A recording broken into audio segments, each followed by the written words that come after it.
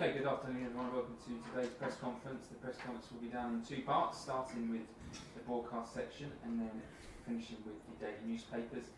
If you'd like a question today, please use the raise hand function on Zoom. We'll get round to you as soon as we can.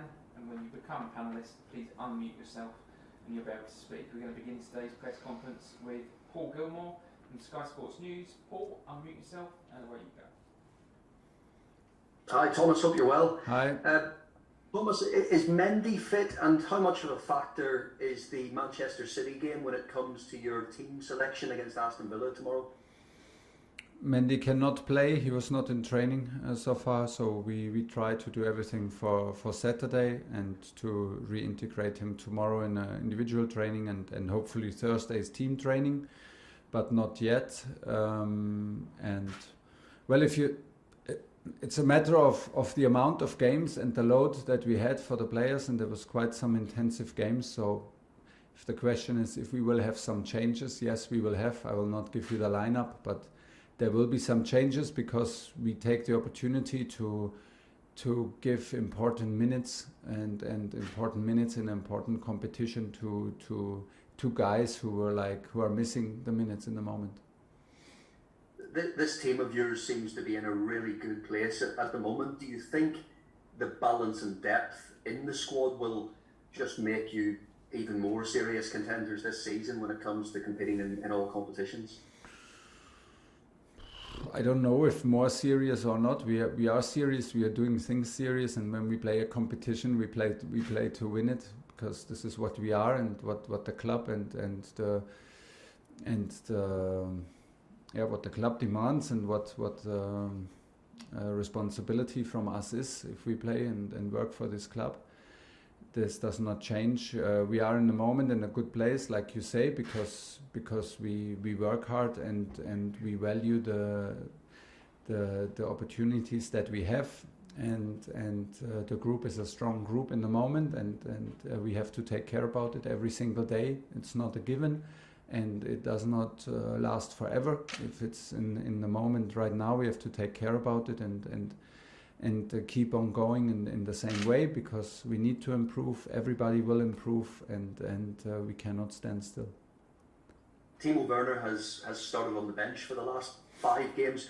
How do you see his role within the squad, within the team, now that Romelu Lukaku appears to be the vocal point of that attack? Yes, and he can play with Romelu, that is sure, and he did very well in Tottenham the last 25 minutes, 30 minutes of the match. That gave us a clear impression of how dangerous these two can also be together. There was some disappointment to brush off his shoulders from the Euros during the summer.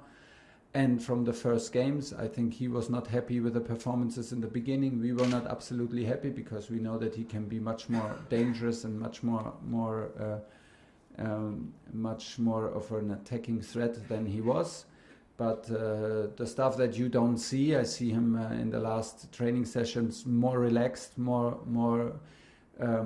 fluid in his movements, with more confidence, and that's why we put him on earlier against Tottenham, because we saw this development, and there are clear signs that he is on a good way, and I hope he can show and prove it tomorrow. Last one, Paul.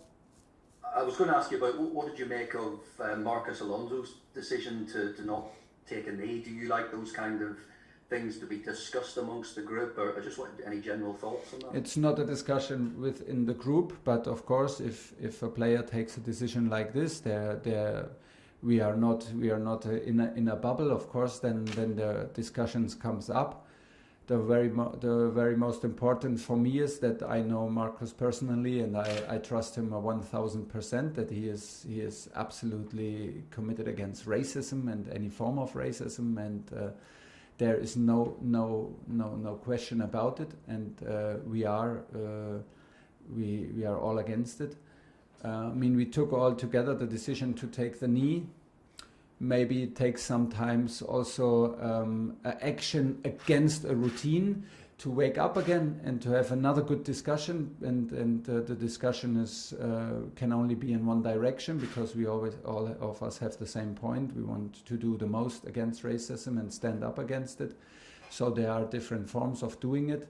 Marcus took his decision. He's a grown-up. He's a responsible person, and it is his decision, and we accept it. And he gave his reasons for it, and from here the discussion can end or can go on in a productive way, maybe to do more. So the most important is for me that we live it every single day, and this is what we do here at Common. John Southall, 5 High. Hi Thomas, just one more on that. Can you understand Marcus's understandings? I think he said the gesture is maybe lacking some strength now, and maybe it needs to go in a different direction. Can you see that? Isn't it always like this? Like once you do a gesture and then everybody's doing it, and once you do it so often because there are so many games, it becomes normal, and then maybe it lowers the effect of it. Yes. And if this is his point, I can see his point. We can now discuss if it's necessary to have this discussion and to be the only guy to stand up. Okay, of course, but I think he's pretty aware of it, and he is experienced enough. He is responsible enough, and that's the way it is. You know, this development started also with single persons to taking a knee. And then it became a bigger thing, and I think Marco's point is that it cannot end like this, and that it cannot become normal. What should be normal, that we are against racism, that should be normal. And I think I understand that Marcos thinks there's always more to do, and it's also right. And at the same time, of course, we want to focus on sports, but use the platform and use the possibilities that we have, how we live together, and how we produce performances together is living by example, and I think this is the most important in it. On tomorrow's game, you said you wanted to give players some minutes who haven't had minutes. Does Ruben Loftus-Cheek come into that equation, and what impression has he made on you since he returned? Well, you know, we gave him some minutes against Zenit, and that was a close game. It was a Champions League opener for us, and we gave him some minutes, and that was not a gift he deserved, and I trust him because I see how he works, and he adapts to his situation, and he accepts his situation, and what he makes out of it is very, very good in training on a daily basis. So tomorrow there's a big chance that he can show it on the pitch. And Sal, I presume, is another one who needs minutes. How long do you think it will take him? Well, now we're getting close to the lineup, yes, but of course, we want to give Saul some minutes. First of all, the guys want to have minutes, and they want also to show and to impress and to keep on pushing. And we need some player to have more competitive minutes, and we want to have a competitive team, and at the same time use the opportunity to push some guys and to trust them also in a competitive cup match like tomorrow, and Saul is also one of them. And just final one on Mendy, do you think he'll be ready to play City on Saturday, or is it a bit more serious than that? Actually, I think it's possible, but it's a bit a race against pain and race against time. So let's see. I hope he will be back in team training on Thursday, and if this goes well, then he's ready for Saturday. But I don't know right now. James Simondra. Thomas, in more than half of your league matches in charge of Chelsea, you've made a substitute either at half-time or before half-time. I just wonder if you can explain your thinking when it comes to making those decisions, and do you think your proactive way of managing matches in-game is part of the reason for your success? I hope, otherwise it would not look good for me if it's not part of the success. Well, sometimes, you know, there are a lot of thoughts about it. If you do it at half-time, or if there's maybe developments in the game that you can wait a bit longer. It also is a form of trust that you show to the bench, so that you have people who can instantly have an impact and change a momentum. Well, but it's not a general thing, and we are not waiting for it and looking for the opportunity to do as many early changes as possible. It's like you said, it's in-game coaching and adapting to what the game offers and what the opponents offer, and maybe sometimes about spaces and tactical choices. In Liverpool it was necessary because of a red card, and then it was again like a bit unlucky for Saul against Aston Villa. And today we had N'Golo on the bench, and was a little bit like we could have also waited, but if you have N'Golo, you also want to have him on the pitch. So there are different reasons. We are not waiting for it when we have the impression that it's the moment to help the team. We are not shy to take the decision, but I'm pretty sure there will also come matches where we will take late changes because we are happy what we see. I wanted to ask you about Thiago Silva. He turns 37 tomorrow, but he was man of the match against Spurs on Sunday. Yeah. What is the secret to his success? Is there something he's doing differently from some of the younger players? Just how has he reached those levels at the age he is with the experience he has?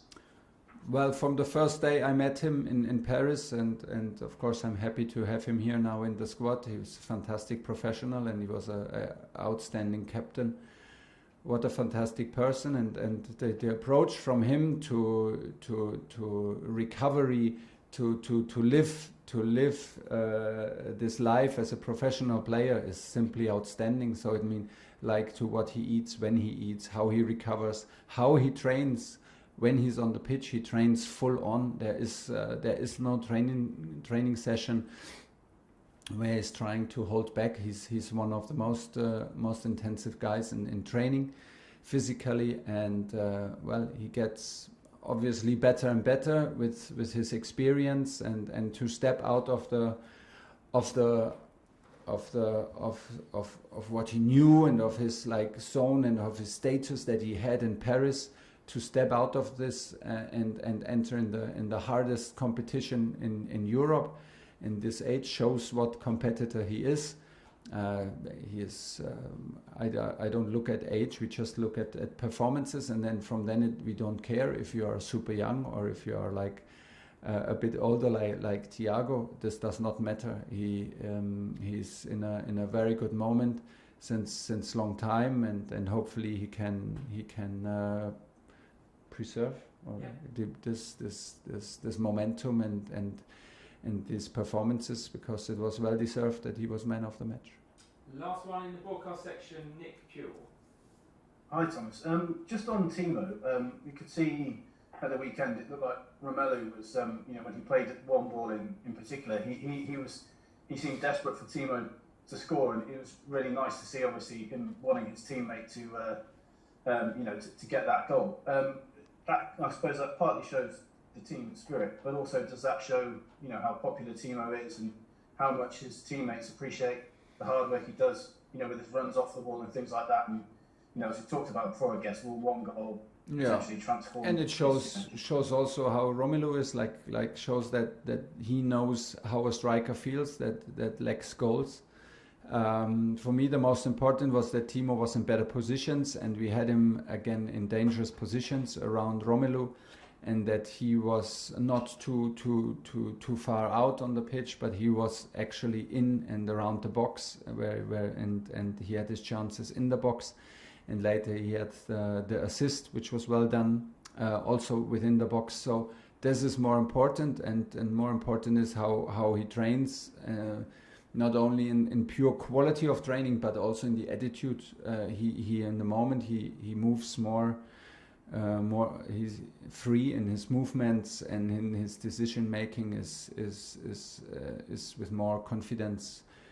So sometimes it needs a bit of time, and sometimes you don't even have this one particular reason why things look a bit more easy. But Timo is in this moment, and hopefully he can push himself now and keep this momentum going. yeah, everybody is happy if he can show his skills in front of goal and can be dangerous, because this is what we want, and this is why he's here, to be dangerous, to score goals, of course, and also to assist and to create, to open spaces with aggressive runs. And this was a big step forward in the last game against Tottenham. Okay, at the end of the